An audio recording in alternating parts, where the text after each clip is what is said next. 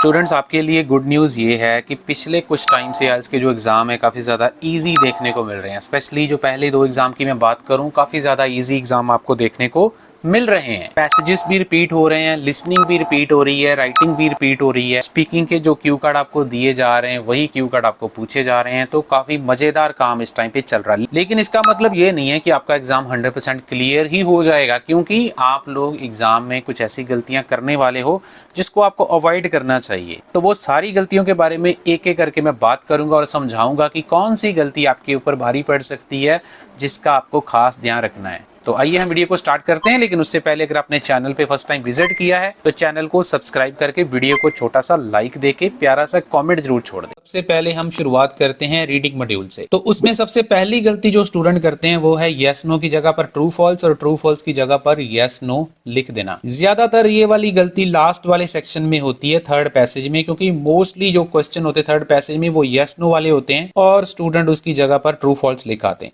तो ये गलती आपने नहीं करनी है। अगर आप ऐसी गलती करेंगे तो आपके मार्क्स नहीं आएंगे। दूसरी सबसे बड़ी गलती स्टूडेंट ये होती है कि आप लोग बार बार क्लॉक की तरफ देखते रहते हैं। इसको देखने का सबसे बड़ा रीजन ये है कि उनके दिमाग में बहुत सारा प्रेशर होता है। उनको ये प्रेशर होता है कि उनको 40 के 40 क्वेश्चन 60 मिनट्स में कवर करने, जिसकी वजह से वो बार बार क्लॉक को देखते हैं। मेरी सजेशन आप लोगों को यही रहेगी, कम से कम आपको 5 या 6 क्वेश्चन जब आप सॉल्व कर लोगे, आराम से करो, कोई जल्दबाजी नहीं है। जितना ज्यादा आप क्लॉक की तरफ देखोगे आपका दिमाग क्वेश्चंस में नहीं लगेगा और आप गलतियां करते जाओगे। और उसके साथ साथ स्टूडेंट एक और भी गलती करते हैं कि वो मूव ऑन नहीं करते। मूव ऑन का मतलब ये है कि स्टूडेंट एक क्वेश्चन को पकड़कर बैठ जाते हैं, उसी को बार बार पढ़ी जा रहे हैं। अगर वो आंसर नहीं मिल रहा है तो उसको आपको छोड़ देना है, नेक्स्ट क्वेश्चन की तरफ मूव करना है। क्योंकि आइल्स में जो क्वेश्चंस होते हैं उन्होंने तीनों तरीके के क्वेश्चन डिजाइन किए होते हैं। 6 बैंड वाले भी होते हैं, 7 बैंड वाले भी होते हैं, 9 बैंड वाले भी होते हैं। ये ना हो कि 9 बैंड वाले क्वेश्चन को आप लेकर बैठे रहो और आपके 6 बैंड वाले क्वेश्चंस भी मिस हो जाएं। अगली गलती की अगर हम बात करें तो स्टूडेंट अपने आंसर्स को टाइमली ट्रांसफर नहीं करते। एग्जाम हॉल में ये चीज अक्सर देखी जाती है। आपके इन्विजिलेटर भी वैसे आपको बताते रहते हैं कि टाइमली अपने क्वेश्चंस को साथ साथ में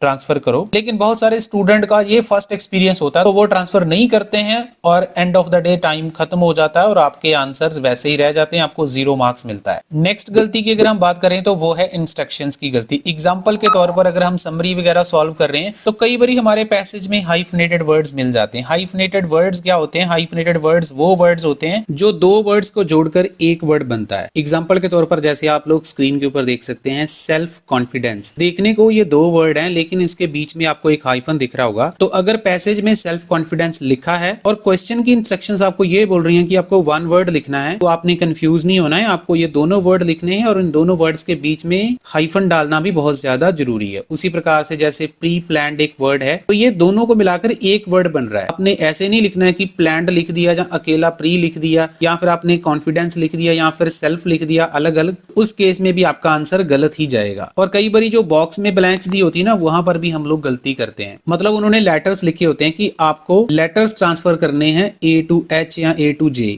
लेकिन आप लोग वहां पे वर्ड्स लिख देते हो, जिसकी वजह से भी आपके आंसर्स गलत हो जाते हैं। उसी प्रकार से अगर हम राइटिंग की बात करें तो राइटिंग में सबसे पहली मिस्टेक होती है कि हम लोग ये सोचते हैं कि 60 मिनट्स में हमें कवर करना, लेकिन राइटिंग आपको सिर्फ और सिर्फ 57 मिनट में ही कवर करनी है। करें अगर टास्क 1 की तो स्टूडेंट सबसे पहली मिस्टेक हमारी टास्क 1 में ये होती है कि हम लोग प्लानिंग नहीं करते। प्लानिंग के बिना ही हम लोग ग्राफ लिखना स्टार्ट कर देते हैं या मैप लिखना स्टार्ट कर देते हैं। प्लानिंग बहुत ज्यादा इंपॉर्टेंट है। आपको कम से कम 3, 4, 5 मिनट प्लानिंग करनी चाहिए। उसके बाद आपको टास्क 1 स्टार्ट करना चाहिए। और उसके साथ साथ ग्रामर और टेंस की भी गलती होती है। कई बारी चार्ट हमें फ्यूचर में दिए होते हैं, उसको हम ध्यान में नहीं रखते, हम पास्ट में लिख देते हैं, क्योंकि क्लास प्रैक्टिस ज्यादातर आपकी पास्ट वाले चार्ट में होती है। और उसके साथ साथ ओवरव्यू की गलती बहुत कॉमन है। ज्यादातर स्टूडेंट हाईएस्ट और लोवेस्ट लिखते रहते हैं, लेकिन हाईएस्ट और लोवेस्ट लिखने से आपका टास्क कंप्लीट नहीं होता है। ओवरऑल अच्छा लिखना है तो आपको उसके मेन फीचर्स पकड़ने आने चाहिए। इसके ऊपर बहुत सारी वीडियोस मेरे चैनल पे पड़ी हुई हैं, आप लोग उसको सर्च करके फायदा ले सकते हैं। बात अगर हम राइटिंग टास्क 2 की करें तो फिर से अंडरस्टैंडिंग और प्लानिंग बहुत इंपॉर्टेंट होता है, लेकिन हम लोग अंडरस्टैंडिंग और प्लानिंग नहीं करते हैं, डायरेक्टली ऐसे को लिखना शुरू कर देते हैं। तो आपको कम से कम 10 मिनट अपना ऐसे प्लान करना चाहिए कि मेरे पास कौन से पॉइंट हैं, कैसे मैं इसको एक्सप्लेन कर सकता हूं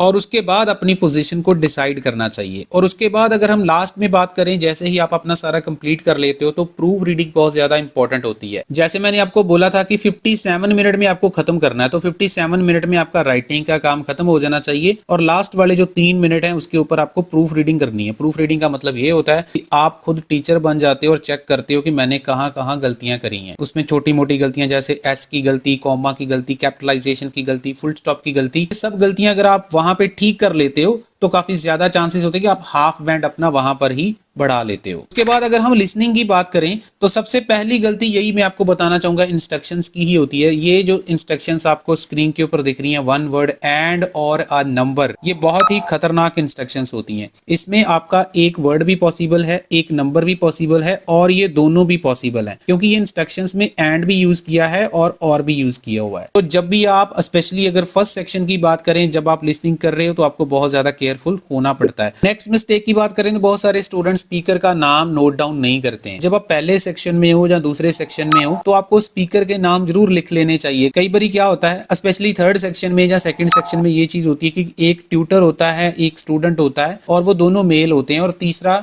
एक कोई फीमेल कैंडिडेट होता है, लेकिन जो दो मेल होते हैं ना उनके नाम अलग अलग होते हैं और हमें याद नहीं रहता कि कौन सा स्पीकर इसमें ट्यूटर था और कौन सा स्पीकर इसमें से स्टूडेंट था। तो जब तक आपको ये चीज नहीं पता रहेगी तब आपके बहुत सारे आंसर्स गलत हो सकते हैं, क्योंकि आईएलटीएस में एमसीक्यू के ऊपर बहुत सारे क्वेश्चंस एक स्पीकर के नाम पर ही होते हैं। उससे हमें ये पता चल जाता है कि कौन से स्पीकर की कन्वर्सेशन हमारे लिए इंपॉर्टेंट होती है। नेक्स्ट मिस्टेक की बात करें तो बहुत सारे स्टूडेंट पार्ट 3 और पार्ट 4 में जो स्पीड का लेवल होता है वो थोड़ा सा फ्लुएंट होता है, उसके लिए अपने आप को प्रिपेयर नहीं करते। तो आप अपने आप को थोड़ा तैयार रखें। नॉर्मली आपको जो स्पीड है वहां पर थोड़ी सी अप मिलती है, उसके लिए आपको 1.15 या 1.25 के ऊपर प्रैक्टिस जरूर करते रहना चाहिए।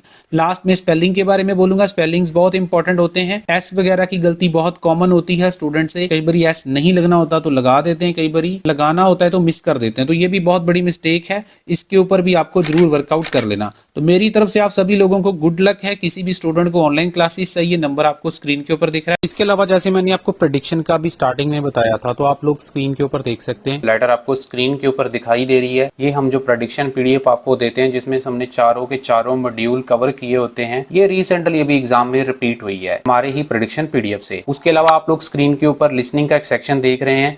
ये 25 मई को जो एग्जाम हुआ था उसमें हमारा ये सेक्शन रिपीट हुआ, तो बहुत बड़ी रिपीट होता रहता है।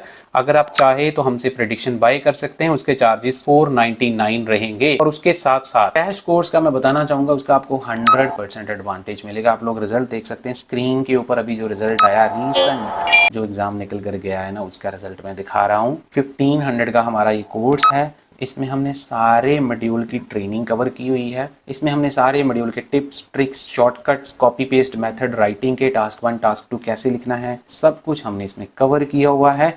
उसके साथ आपको प्रेडिक्शन भी चारों मॉड्यूल्स की फ्री में मिल जाती है। 1500 इसके चार्जेस रहेंगे। अगर आपको चाहिए, आपको नंबर दिख रहा है स्क्रीन के ऊपर, आप हमारे साथ कांटेक्ट कर सकते हैं।